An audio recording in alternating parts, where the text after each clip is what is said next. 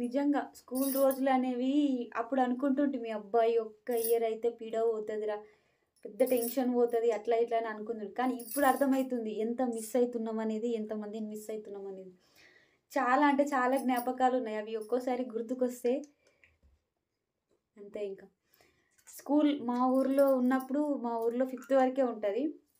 Fifth వరకు చదువుకున్నప్పుడు మా స్కూల్ దగ్గర నుంచి ఒక పానాదిలాగా ఉంటది. అంటే రోడ్డే గానీ ఇట్లా చెట్లు ఇట్లా అల్లుకుపోయి ఉంటాయి. ఈం చెరువు కట్ట అని ఉంటది. ఆ చెరువు కట్ట వరకి అట్లనే ఉంటది. అందులోకి పోయినామంటే చెరువు కట్ట దగ్గరికెళ్ళేసరికి ఎవరికీ కనపడం. అయితే మధ్యలో మధ్యలో స్కూల్‌కి పోతే మధ్య మధ్యలో బెల్ అయితుంటది కదా! ఆ బెల్ అయినప్పుడల్లా బూగలు పట్టుకొని ఇంటికెళ్ళి పోతప్పుడే ఒక దారం తీసుకొని పోతుంటిమి. ఇగ బ్రేక్ టైమ్ కాంగానే పోయి బూగలు పట్టి అవి తోకకి తాడు ముడేసి చెట్టుకి కట్టేసి మళ్ళీ వచ్చి క్లాస్ ఇని మళ్ళీ బ్రేక్ ఉంటది కదా! లంచ్ బ్రేక్‌కి తొందర తొందర తిని మళ్ళా ఎళ్ళిపోయి చూసేసరికి పాపం అది చచ్చిపోయి ఉంటుండే. అది చచ్చిపోయింది కదా అని ఇంకోటి కట్టకుండా వదిలేయకపోతుండే. మళ్ళీ బుగ కట్టుకొని మళ్ళీ కట్టి చెట్టుకి కట్టేసి మళ్ళీ వస్తుండే. మళ్ళీ సాయంత్రం స్కూల్ అయిపోయిన తర్వాత కూడా అట్లనే చేస్తుంటిమి. చిప్పల పండు ఉంటుండే. చిప్పల పండు తీసుకొచ్చి మంచిగా దాచిపెట్టి, మక్కపెట్టి అదే పాడేదులో తినుకుంటా అట్లా ఇట్లా చాలా ఎంజాయ్ చేసినాం. మళ్ళీ తర్వాత మా కునాయిపల్లిలో 5థ్ వరకే ఉంది. తర్వాత 6థ్ నుంచి మల్కాపూర్ పోవాలి. అంటే మా పక్క విలేజే. 1½ కిలోమీటర్ వస్తది. అక్కడికి పోయినప్పుడైతే ఇగ చెప్పలేని జ్ఞాపకాలింగ. ఇగ కొత్త కొత్త ఫ్రెండ్సు వాళ్ళు వీళ్ళు అన్నట్టుగా చాలా అంటే చాలా ఎంజాయ్ చేసినాము. ఒకరోజు స్కూల్‌కెంచి ఇంటికెళ్తుంటే దారిలో మామిడి చెట్లు, చింత చెట్లు, రేగుపండు చెట్లు, పరికి పండ్ల చెట్టు. పరికి పండ్లు తెలుసో తెలవదో పరికి పండ్ల చెట్లు. ఇవి ఏ సీజన్‌లో ఈ చెట్లనేవి ఏ సీజన్‌లో కాసేటియి ఆ సీజన్‌లో కాస్తాయి కదా! ఇగ వాళ్ళు చేను ఉంటది కదా! వాళ్ళైతే ఒక రకంగా మా కోసమే కావలి కూర్చుంటుండే ఆడ వీళ్ళొస్తే అన్నీ తెంపుకోపోతారు అట్లా ఇట్లా అని. అయితే ఒకరోజు ఏమైందంటే మీ టీచర్స్ వాళ్ళకి ఏదో మీటింగ్ ఉందని మధ్యాహ్నమే వదిలిపెట్టిర్రు. ఈ పటావాటీలు ఎవరుంటారులే అని అప్పుడు రేగుపళ్ళ సీజన్ బాగుండేది.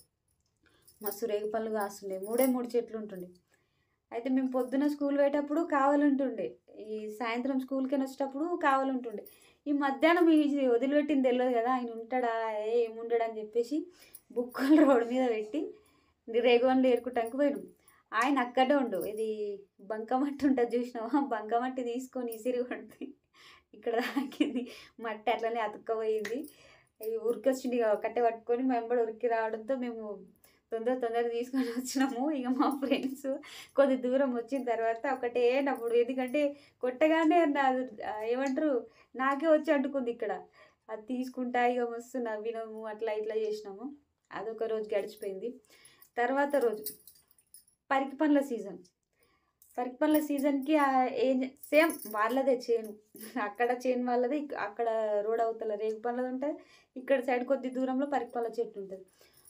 నిండా కాస్తుండే అంటే అట్లా కాస్తుండే. అయితే ఏం చేసినామంటే పోయి దబ దబ బుక్కులు రోడ్డు మీద పెట్టేసి సేమ్ మళ్ళీ పరికి పండ్లకని చెప్పేసి పోయినాం. పరికి పండ్ల చెట్టు కాడ కొంచెం వంపు ఉంటది. ఆ వంపు దాటి దుంకి అది తెంపుకొని రావాలి. అయితే ఏమైందంటే రీసెంట్‌గా వాళ్ళు చెట్టు కొట్టేసిర్రు సగం చెట్టు. ఆ చెట్టు కొట్టేసి ఆ గుంత ఉందా? ఆ గుంతలనే ఏసిర్రు. నేను దాటిన. మా ఫ్రెండ్ దాటబోయి ఆ పరికి కంపలనే పడ్డది. అట్లనే పడిపోయింది. పాపం దానికి ముళ్ళు గుచ్చినాయి. చాలా అంటే చాలా ఏడిచింది. ఇగ దాన్ని పైనకి లేపి ముళ్ళు తీసి ఇగ పరికి పండ్లు తెంపుకోలే. ఇగ సప్పుడేక వెనకకి వచ్చినాము. నా చేతిలో ఒక 7, 8 పరికి పండ్లు ఉండే.